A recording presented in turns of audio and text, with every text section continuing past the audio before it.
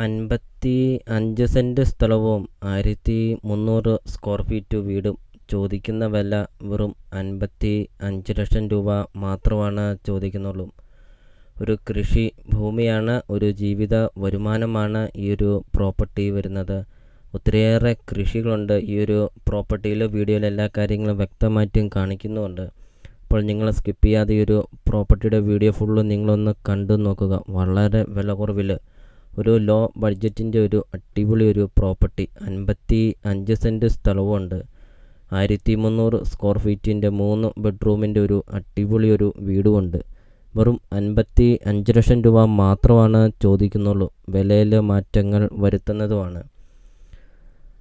Bus റൂട്ടിൽ നിന്നാണെങ്കിൽ 1 kilometre മാത്രമേ ഉള്ളൂ ഈ ഒരു പ്രോപ്പർട്ടിയിലോട്ടുള്ള ദൂരമുള്ളൂ. നല്ലൊരു ലൊക്കേഷനിലാണ് ഈ ഒരു പ്രോപ്പർട്ടി സ്ഥിതി ചെയ്യുന്നത്. വളരെ വില കുറവിൽ നിങ്ങൾക്ക് ഈ ഒരു കൃഷി ഭൂമി നിങ്ങൾക്ക് സ്വന്തമാക്കാം. ജാതി, തെങ്ങ്, കൊക്കോ, കമുക, റബ്ബർ, കൊടി, കാപ്പി അങ്ങനത്തെ ഒത്തിരിയേറെ കൃഷികളുണ്ട് ഈ 55 സെൻറ് സ്ഥലത്തിനകത്ത്. വീഡിയോയിൽ നമുക്കത് കാണാം.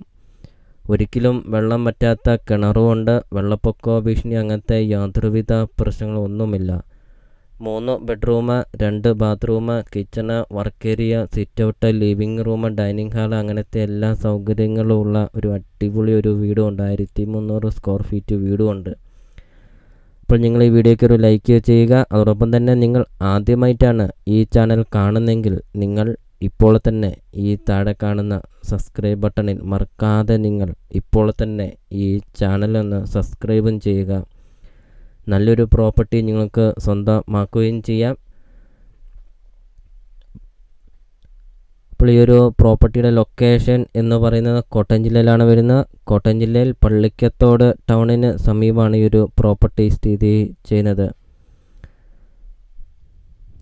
അപ്പോൾ നിങ്ങൾ ഈ വീഡിയോ കാണുന്ന നമ്പറിൽ നിങ്ങൾ കോൺടാക്റ്റും ചെയ്യുക. ഈ ഒരു പ്രോപ്പർട്ടിയെക്കുറിച്ചുള്ള കൂടുതൽ കാര്യങ്ങൾ അറിയുകയും ചെയ്യാം. അപ്പോൾ നമുക്കിനി ഒരു പ്രോപ്പർട്ടിയുടെ ബാക്കി ദൃശ്യങ്ങളിലേക്ക് കിടക്കാം. അപ്പോൾ വെറും 55 ലക്ഷം രൂപ മാത്രം കൊടുത്തുകൊണ്ട് ഈ 55 സെൻറ് സ്ഥലവും 1300 സ്ക്വയർ ഫീറ്റ് വീടും നിങ്ങൾക്ക് സ്വന്തമാക്കാം.